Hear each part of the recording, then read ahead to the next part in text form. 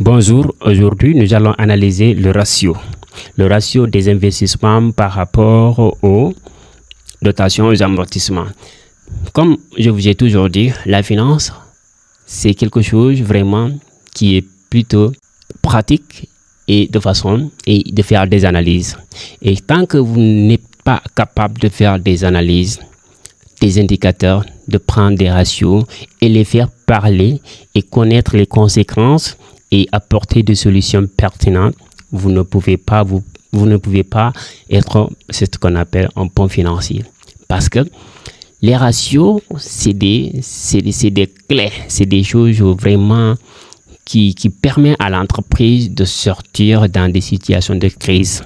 C'est pourquoi aujourd'hui, moi je vais vous dire si et seulement vous êtes étudiant ou élève, bon je dirais plutôt maintenant les étudiants, car ils vont approfondir les études de la comptabilité, je vous dis de prendre en compte tous des ratios financiers, de les comprendre. Et quand on vous donne la situation d'une entreprise, vous êtes en mesure de comprendre l'état ou quelle situation financière, la santé financière de cette entreprise. Et là, toujours, on va parler du ratio. Le ratio des investissements par rapport aux dotations des amortissements. Il y a deux clés ici que je vais parler, l'investissement et la dotation aux amortissements. Pour ceux qui ont appris la comptabilité, donc vous allez comprendre, même si vous n'avez pas appris la comptabilité déjà, vous allez comprendre d'abord que l'investissement, c'est acquisition des biens, des matériels en vue de produire pour améliorer l'efficacité productive de l'entreprise. Et que les dotations aux amortissements, les dotations sont liées, c'est-à-dire les charges, c'est-à-dire la dépréciation. C'est ça, la dépréciation, la perte de valeur constatée de ces matériels achetés en valeur. L'amortissement, la dotation est une charge non décaissable mais constatée. Ok, c'est constaté à la base des matériels que l'entreprise a acheté. Par exemple, ma machine, quand je l'ai achetée à peu près 250 000, et si ça m'a fait 3 mois ou 4 mois, je dois constater la dotation aux amortissements. La perte de valeur. Aujourd'hui, je ne pouvais pas vendre ma machine à la même valeur d'acquisition. Donc, la valeur nette comptable qu'on appelle la VNC est peut-être aujourd'hui estimée à 200 000. Donc, la perte de valeur de 50 000 est appelée la dotation aux amortissements, qui est une baisse de valeur des immobilisations ou des matériels d'investissement de l'entreprise. Donc, ce ratio, on va l'analyser à 3 degrés, à 3 niveaux. Le ratio est égal à 1, le ratio supérieur à 1 ou le ratio inférieur à 1. Donc, notre base ici, ça sera le 1. On suppose que l'entreprise a un ratio supérieur à 1. Cela veut dire quoi? C'est le montant, écoutez-moi, le montant des investissements de la période. Ce n'est pas la somme.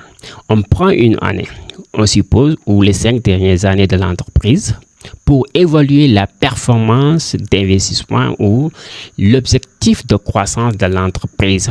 Parce que si l'entreprise n'investit pas plus, ça veut dire que l'entreprise n'est pas ambitieuse pour soutenir sa croissance. Qui n'investit pas, même des personnes physiques, si vous êtes là, vous n'investissez pas en vous, vous n'allez pas avoir d'amélioration, vous n'allez pas améliorer, voire pour augmenter votre valeur sur le marché. Ok? Donc, c'est la même chose que ça se passe dans les entreprises. Les entreprises ont besoin de faire des réinvestissements, de remplacer leur investissement. Ok? Pour avoir la croissance ou au minimum être à la même performance. Mais si on ne renouvelle pas les machines, ça va diminuer notre productivité. Ok? Toujours maintenant, pour un ratio supérieur à 1, le montant des investissements d'une période que l'entreprise On suppose l'entreprise a dépensé 1,2 million d'investissement au cours d'une année. OK? Et la dotation des amortissements pour l'ensemble de ces machines d'investissement, de ces machines, de ces matériels, est estimée à 1 million. Donc, l'investissement pour une même période, pour voir, le ratio est égal à 1 million 200 divisé par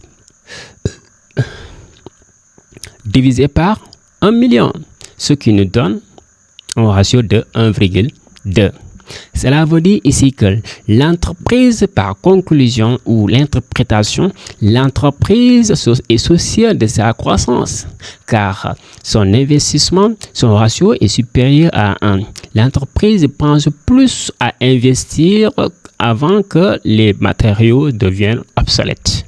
Car on est bien d'accord que si les matériaux sont totalement amortis, on ne va plus faire les mêmes niveaux de production, ok, car on n'est plus performant en termes d'équipement. Donc l'entreprise ici est en train de voir ça et faire des remplacements avant que les matériaux soient obsolètes. Cela veut dire que le ratio est supérieur à 1. Dans le cas où le ratio est égal à 1, c'est-à-dire, par exemple, l'entreprise a investi 1 million et les dotations aux amortissements dans la période aussi est estimée à 1 million, ce qui fait un ratio de 1. Et ce qui fait un ratio de 1, cela veut dire tout simplement que l'entreprise investit à la même hauteur que la dépréciation de ses équipements. En général, l'entreprise est de façon constante et n'évolue pas, ok? Car on est bien d'accord, les personnes peuvent faire les choses, mais il faut lui donner des matériels avec lesquels elle va travailler, ok? Ça, est égal à 1.